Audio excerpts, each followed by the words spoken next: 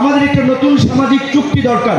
বাংলাদেশের গত 53 বছরেও আমরা যেটি করতে পারি নাই।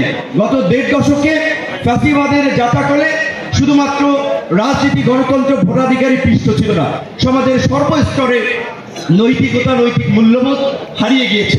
যেই কারণে আজকে আমাদেরকে সমাজের এই মূল্যবোধ ফিরিয়ে আনার জন্য নতুন সামাজিক চুক্তির দিকে যেতে হবে।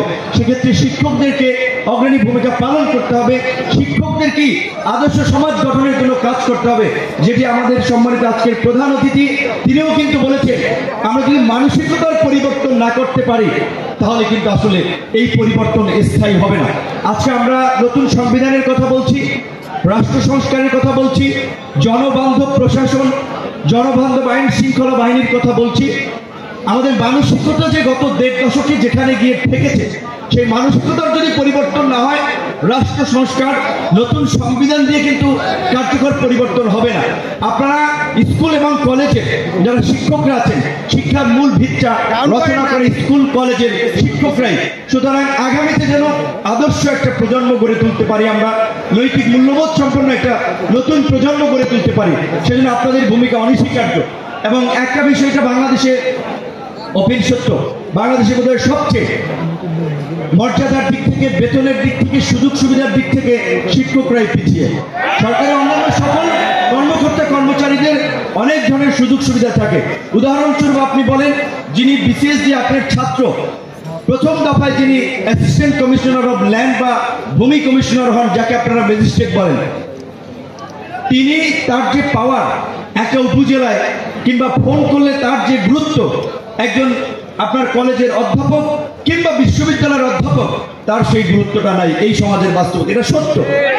আমাদের একজন কাছের বড় ভাই তিনি আমাকে বলছিলেন, জিনুর আমি বুয়েটের শিক্ষক, যে শিক্ষকতা পেশা ভালো লাগছে না, বিসিএস দেব।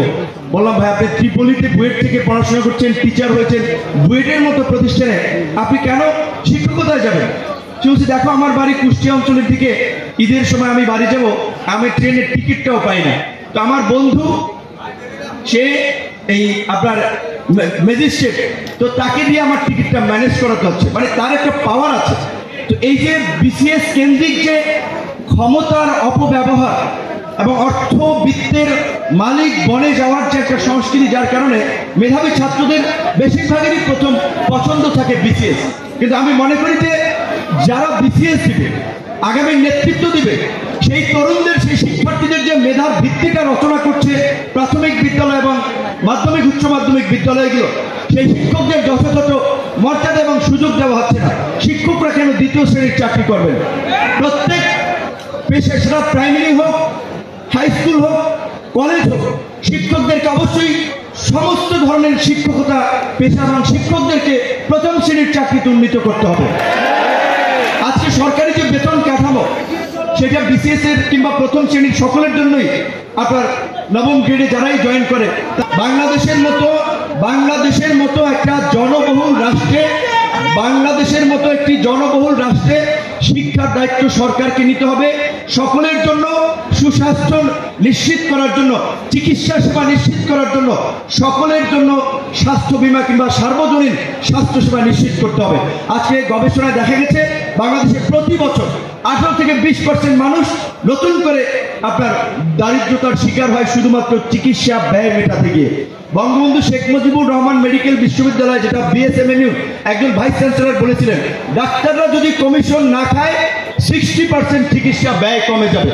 তো এই যে চিকিৎসা সবার নাগালে পৌঁছে দেওয়ার জন্য, সবার স্বাস্থ্য সুরক্ষার জন্য চিকিৎসাকেও গুরুত্ব দিতে হবে এবং শিক্ষা তো সকলেরই প্রথম চয়েস। তো আমি সরকারকে অনুরোধ করব, যা আমাদের আজকে প্রধান অতিথিও বলে গেছেন, বাংলাদেশে দেখেন গত 53 বছরে বিএনপি, জামাত, সমস্ত রাজনৈতিক দল, ইসলামিক দল, বাম দল, ডান দল এই রকমের এক বিন্দুতে এসে মিলিত হয় নাই একটা ফাঁসিবাদী শাসনের অবসান এবং সার্বজনীন সকলের সমর্থনের ভিত্তিতে একটা নতুন অন্তর্বর্তীকালীন সরকার।